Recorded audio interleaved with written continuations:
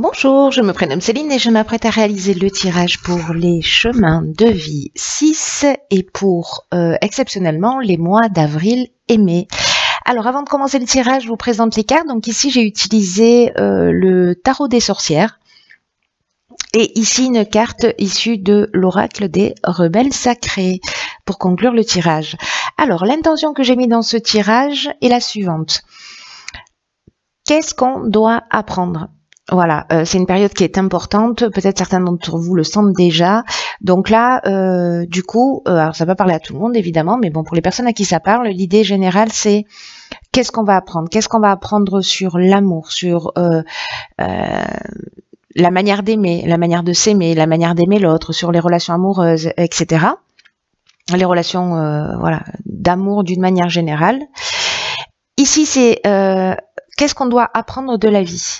Et ici, qu'est-ce qu'on doit apprendre de notre vocation? Alors, ça peut concerner le domaine professionnel ou ça peut concerner votre incarnation, la raison pour laquelle vous êtes là. Donc, on va voir en fonction des cartes qui vont sortir et peut-être aussi de la manière dont ça va résonner pour vous. Allez, c'est parti avec la première ligne. Nous avons ici, waouh, le 10 de coupe. Hop, je suis coincée avec le câble du micro, pardon. Hop, organisation, voilà. Ici, nous avons, wow, le 6 de coupe. Et ici, nous avons une arcane majeure qui est la mort. Alors, on va faire ça pour l'instant. Alors, par quoi je commence? Donc les énergies des cartes dont je vais vous parler, elles peuvent soit être présentes dans votre vie, soit précisément absentes de votre vie. Donc ce sera, je vais vous donner les deux interprétations, ce sera à vous de voir en fonction de votre parcours, de l'endroit où vous en êtes. Et dans tous les cas, l'idée c'est de transcender voilà, ce qui est manquant, d'en mettre un peu plus dans sa vie. Là, manifestement, j'ai l'impression qu'il y a, enfin c'est pas qu'une impression, hein, c'est même un 4 par 3 qui clignote, c'est qu'il y a vraiment une notion, je vais commencer par cette arcane majeure, de fin de cycle, de transformation. C'est la fin d'une manière de voir les choses, c'est la fin d'une manière d'aimer, j'ai l'impression, puisqu'on est dans l'amour. Peut-être la fin d'une croyance, peut-être la fin d'un schéma répétitif. Il y a une prise de conscience, c'est la fin d'une situation, mais la mort nous parle aussi de nouveaux commencements. Donc,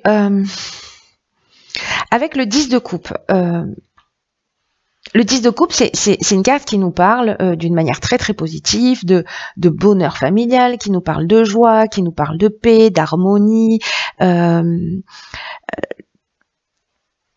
le sentiment d'être connecté au monde, de ne faire qu'un avec le monde. Il y a vraiment une notion avec cette carte de satisfaction émotionnelle. On a le sentiment d'un cycle, comment vous dire, d'une forme de complétude. Donc c'est une carte qui est juste magnifique. En revanche, si c'est une énergie qui est manquante, peut-être que vous avez le bonheur sous les yeux et que vous ne le voyez pas. En tout cas, vous avez dans votre entourage des gens qui sont présents et qui sont là pour vous soutenir. Si cette énergie est manquante, ça peut nous dire aussi que vous avez tellement envie de trouver l'amour, de trouver l'harmonie, avec les autres, que vous ignorez votre propre voix. C'est-à-dire que parce qu'on peut être amoureux de l'amour avec cette carte-là aussi, hein. Donc l'équilibre, c'est de trouver sa place au milieu de cette complétude et dans le fait de se sentir connecté aux autres. Vous voyez cet équilibre? Peut-être aussi, certains d'entre vous sont dans une forme d'idéal. Ce qui en fait vous empêche d'avancer, ce qui vous empêche peut-être de vous engager, ce qui vous empêche peut-être d'être heureux. En tout cas, c'est aussi une carte qui nous dit que là, pour moi, vous allez prendre conscience. Mais vous allez prendre conscience, pour moi, d'un schéma de fonctionnement. Parce qu'avec le 6 de coupe, il y a une notion d'innocence, de nostalgie. Et moi, j'ai un sentiment de guérison d'enfant intérieur, là. Parce qu'il y a une forme ici d'innocence, mais ça peut nous dire aussi que vous êtes trop dans le passé, pour certains d'entre vous. Et que peut-être aussi la difficulté à assumer la responsabilité de ses choix. Et en pensant qu'avec cette forme de naïveté, que ben c'est pas grave, tout ira bien. Parce que justement, on est dans une espèce de croyance de bonheur idéal, etc. Et qu'on ne voit pas les choses réellement parce que c'est bercé par de la douceur, par de la lumière, mais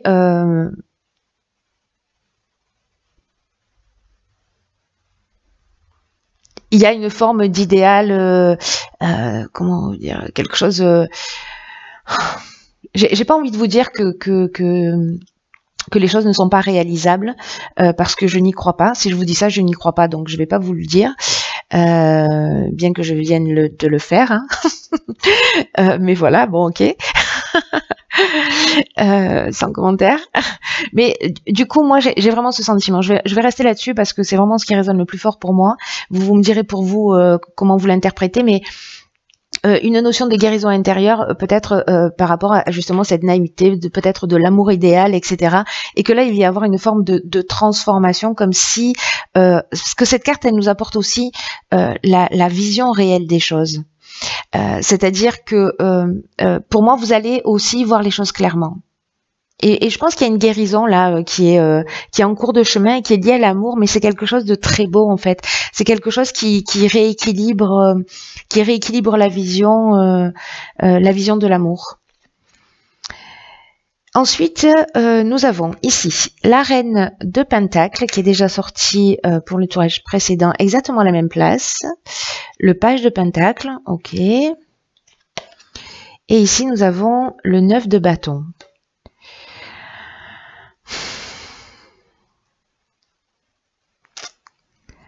Ok.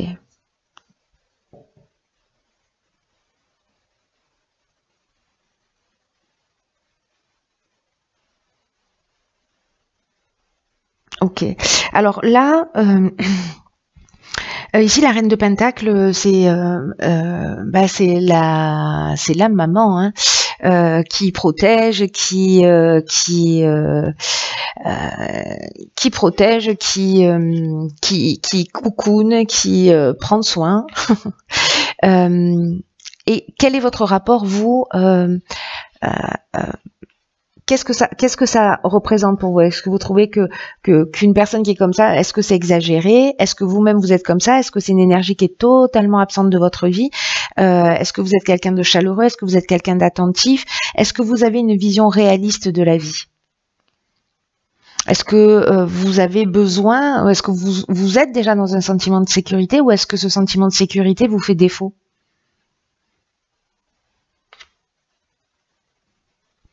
Est-ce que vous êtes peut-être quelqu'un de casanier? En tout cas, là, ce qu'on vous dit, c'est qu'il faut avoir une approche un peu plus pratico-pratique et qu'il va falloir mettre les roues en mouvement. Parce que ici, avec le 9 de bâton, je reviendrai, hein, je fais des allers-retours, mais avec le 9 de bâton, on est dans une forme de protection, vous voyez, c'est comme si on mettait des limites. Alors ces limites, précisément, elles peuvent être exagérées. C'est-à-dire que soit on met des limites saines pour se protéger, pour protéger son clan, pour protéger ses besoins, pour protéger sa sécurité, etc. Soit on met des limites pour pas être approché, pour se protéger. Et au cas où. Et donc du coup, on est dans une forme aussi d'idéalisation des relations, mais sans réellement les vivre. Et ce page de denier nous dit, ok, mais il va falloir y aller là dans la vie aussi. de vous concentrer sur votre avancement à vous, sur votre évolution, sur de nouveaux projets. En tout cas, il y a une idée ici de connaître ses limitations, mais de souhaiter quand même la prospérité.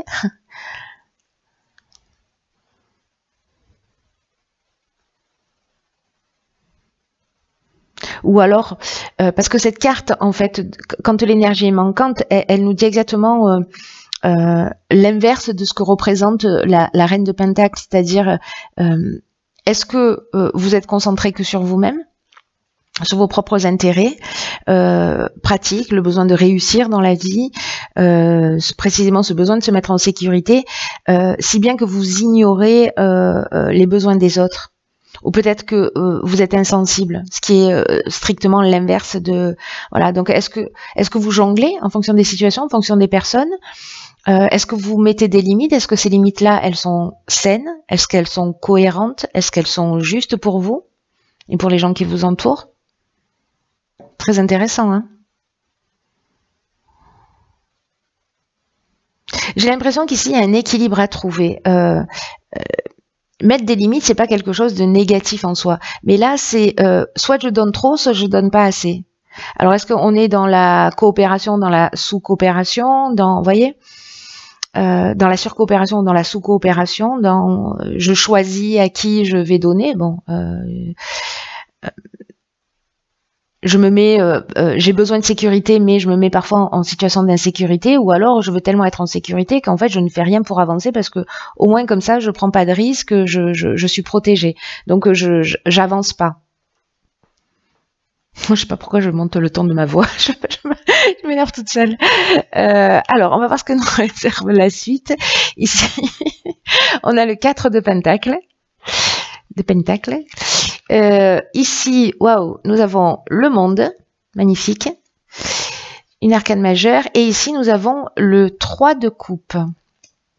Ok.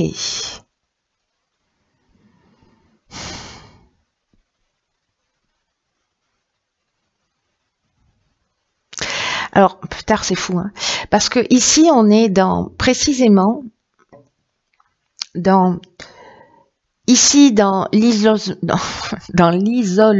Il faut que je travaille mon chakra de la gorge à l'occasion. Ça débloque un peu. Soit ici, on est dans une forme d'isolement où on se maintient en sécurité, etc. Alors qu'il y a une ouverture au monde, et peut-être même que c'est ce à quoi vous aspirez. Hein. Et là, en fait, on est dans quel est le rapport, quelle est ma place dans le monde? Est-ce que quand je suis avec des personnes, je me sens agressée? Est-ce que je me sens en sécurité? Quel est votre rapport à l'autre? Quel est votre rapport au groupe? Quel est votre rapport à la connexion aux autres êtres humains? Je crois que votre tirage, il nous parle de ça en fait.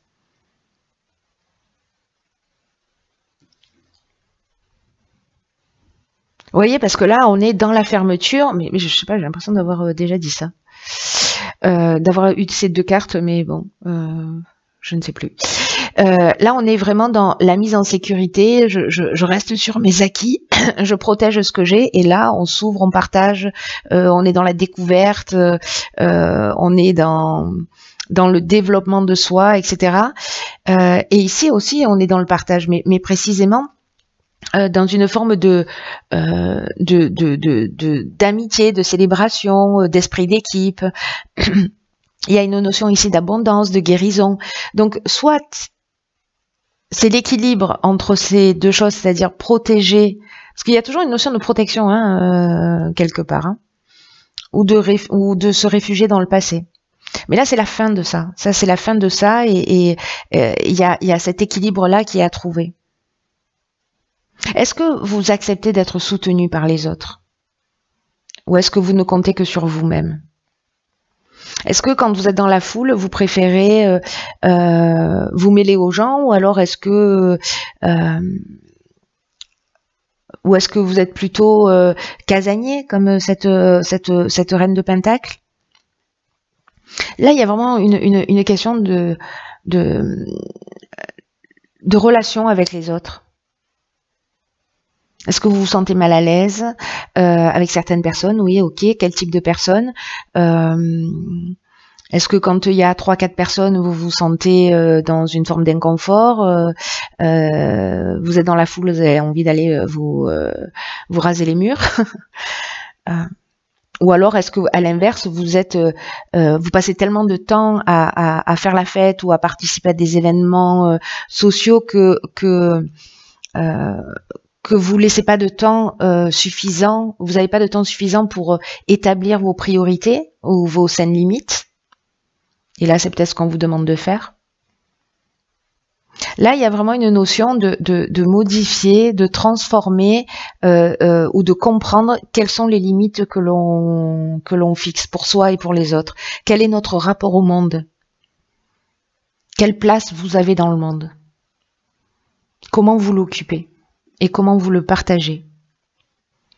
Alors, on va voir ce que nous réserve... Ok, d'accord. Magnifique. Donc ici, on a la carte 44 qui nous dit vision de la vie au-delà de la mort. Eh bien, plus tard, cette carte, elle est, enfin, je ne sais pas si certains d'entre vous la connaissent déjà, mais elle a un message qui est vraiment super puissant. Hein. C'est une carte qui dit qu'il y a quelque chose en vous qui s'éveille à une vision sacrée, comme si vous alliez avoir, ou peut-être que vous l'avez déjà, la capacité de voir les choses réellement, de voir ce qui est plutôt ce qui paraît. Comme si vous allez avoir des intuitions fulgurantes. Et peut-être même il y a un basculement entre ce que vous pensiez comme essentiel qui peut avoir à partir de maintenant moins d'importance et des choses que peut-être vous aviez l'habitude de rejeter et qui maintenant vont avoir une signification spirituelle qui va être importante pour vous. Peut-être des choses banales qui vont retenir votre attention. J'ai l'impression que vous allez sortir de la logique pour entrer dans une espèce de connexion sacrée là. Waouh. Les gens qui sont en année 6, en année personnelle 6, le 6 ça parle de ça, hein, alors ça parle d'équilibre familial, mais le 6 ça parle de ça aussi dans une numérologie qui est beaucoup plus poussée, ça parle de connexion, ça parle de connexion au divin, ça parle de connexion sacrée. Et là, on vous dit que plus vous vous ouvrez à l'amour, plus vous allez recevoir cette vision réelle. Plus vous percevez, plus vous reconnaissez cet amour en vous et autour de vous.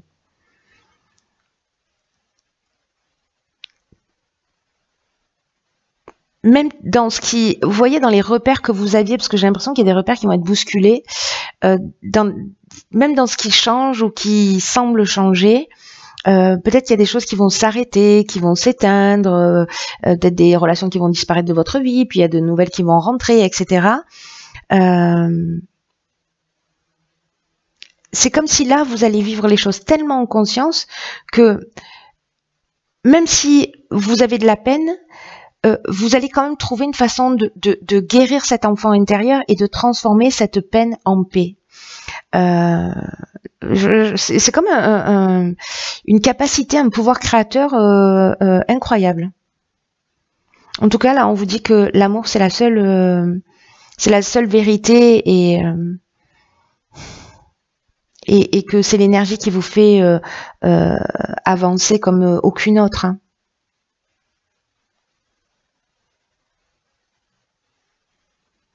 Peut-être certains d'entre vous se posent des questions pour savoir comment ils doivent avancer dans votre vie. Peut-être que vous avez des interrogations.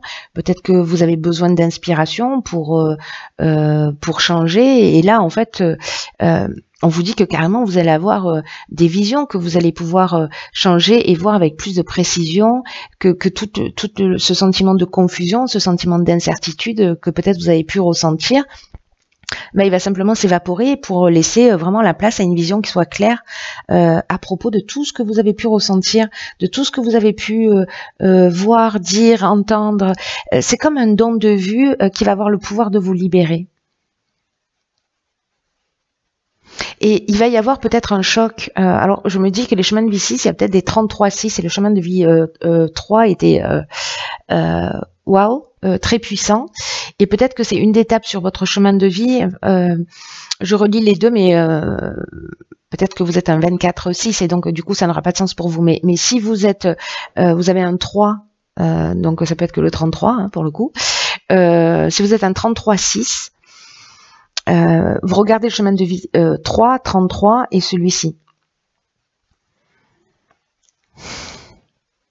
Parce que là, même s'il y a un choc, parce que vous allez peut-être à un moment donné prendre conscience que vous avez vécu pendant longtemps avec des fausses certitudes, peut-être que vous vous mentiez à vous-même.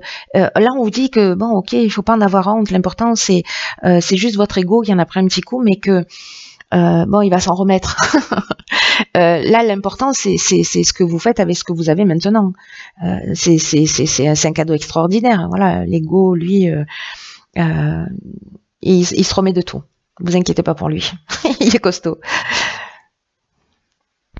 En tout cas, la vie vous protège, la vie vous soutient. Il y a tout ce qui vous a... c'est comme si vous aviez vécu des perturbations, que vous avez l'impression que vous pouvez rien y faire. Là, on vous dit de pas vous faire de soucis parce que la vision claire que vous allez avoir, il y a peut-être des gens qui vont même avoir des perceptions, enfin bon, là c'est des intuitions fulgurantes, hein, c'est comme voir les choses clairement, comme une vision juste qui est toujours en accord avec la vérité, avec la justice, avec la sagesse divine. En tout cas, vous allez voir les choses sous un angle différent.